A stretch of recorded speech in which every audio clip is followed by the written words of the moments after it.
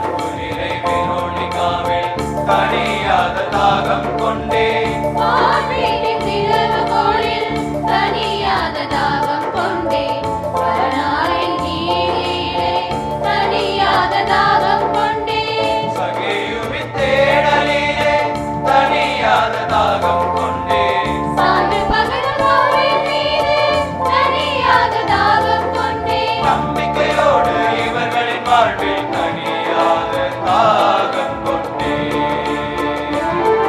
என் நம்பிக்கை உன்மேல் நாளும் உயர தணியாத தாகம் கொண்டே தாகம் தணியா தாகம் தாகம் தணியா தாகம் நண்பனே இயேசுவே உந்தன் மீது தணியாத தாகம் கொண்டே தணியாத தாகம் கொண்டே இயேசுவே உன் மீது தணியாத தாகம் கொண்டே அழியா உன் உறவை காண தணியாத தாகம் கொண்டே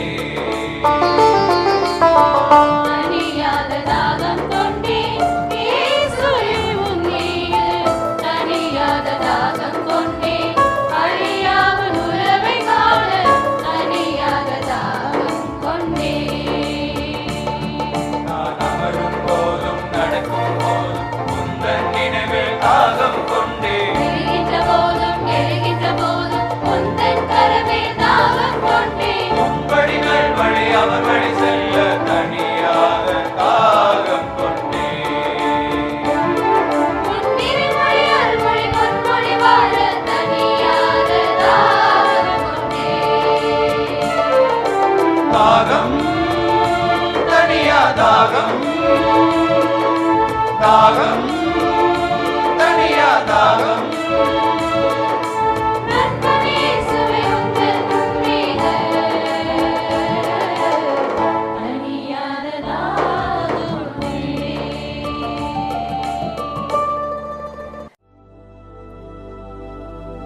மத்தேயு 8:24. திடீரென கடலில் பெரும் கொந்தளிப்பு ஏற்பட்டது. படகுக்கு மேல் அலைகள் எழுந்தன. ஆனால் இயேசு தூங்கிக் கொண்டிருந்தார். சிலர் பிறருடைய வாழ்க்கையில் துன்பம் நேரிடும்போது அது ஏதோ அவர்களுடைய தவறுகளுக்கான தண்டனை என எண்ணிவிடுகின்றனர். சிலர் தங்களின் வாழ்க்கையில் துன்பங்கள் வரும்போது ஏதோ சோதனை என எண்ணிவிடுகின்றனர். ஆனால் இவ்வித கணிப்புகள் எல்லா வேளைகளிலும் சரியாக இருப்பதில்லை. ஏனெனில் தாவீதுக்கு வந்த துன்பங்கள் அவனை உயர்வுக்கு நேராக கொண்டு செல்லவே வந்தன. சீடர்களுக்கு கடற் கொந்தளிப்பினால் வந்த துன்பம் இயேசுவின் வல்லமையை அறிந்து கொள்ளவும், இயேசு மீது அவர்கள் கொண்ட விசுவாசம் வலுப்படுவதற்குமே வந்தது. எனவே துன்பங்கள் வரும்போது சோர்ந்து போகாமல், அதற்கான காரணங்களை கண்டுபிடிப்பதில் நேரம் செலவழிக்காமல், துன்பத்தை மாற்றவல்ல இயேசுவின் பாதத்தில் தஞ்சம் அடைவதே சால சிறந்தது. ஜெபிப்போமாக. துன்பத்தை இன்பமாக மாற்றுகின்ற அன்பு ஆண்டவரே, இந்த பிள்ளையை உமக்கு தருகிறேன். இவர்களை ஆசீர்வதியும். இவர்கள் வாழ்க்கையில் காணப்படுகின்ற துன்ப துயரங்களை மாற்றி ஆறுதல் கொடுப்பீராக. மேலும் இன்று நீர் இவர்களோடு தங்கி இவர்கள் உள்ளத்து விருப்பங்களை நிறைவேற்றும். இன்று இவர்கள் உம்மிடம் என்னென்ன கேட்கின்றார்களோ அதை கொடுத்து அவர்களை ஆசீர்வதியும். இயேசுவின் நாமத்தில் ஆமேன்.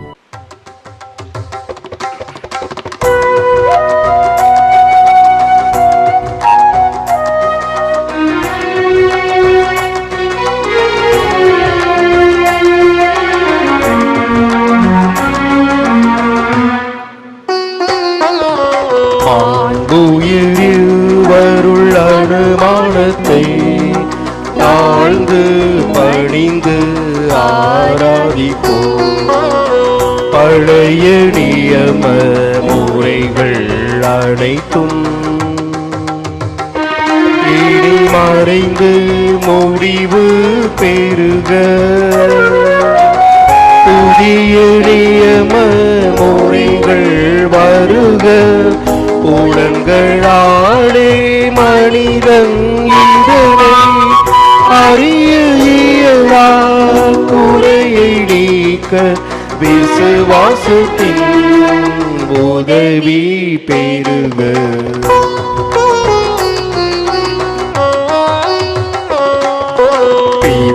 பிதாவர்க்கும் சுதன் இவர்க்கும் புகழ்ச்சியோடு வெற்றியார்க்கும் மீட்பின் பெருமை மகிமையோடு வலிமை வாழ்த்து யாவுமாக இருவரிடமாய் வருகின்றவராம் தூய ஆவியானவர்க்கு அளவில்லாத சமர் புகழ்ச்சி என்றுமே உண்டாவுவதாக.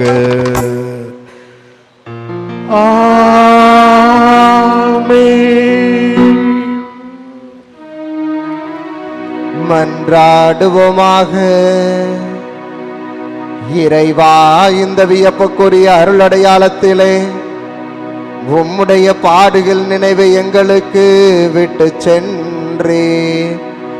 உம் திருவுடல் திரு ரத்தம் ஆகியவற்றின் தூய மறைபொருளை வணங்கும் நாங்கள் உமது மீட்பின் பயனை இடைவிடாமல் துய்த்துணர்ந்து மகிழ அருள்வீராக. தந்தையாகிய இறைவனோடு தூய ஆவியாரின் ஒன்றிப்பில் இறைவனாய் என்றென்று வாழ்ந்து ஆட்சி செய்கின்ற உம்மை மன்றாடுகின்றோம்.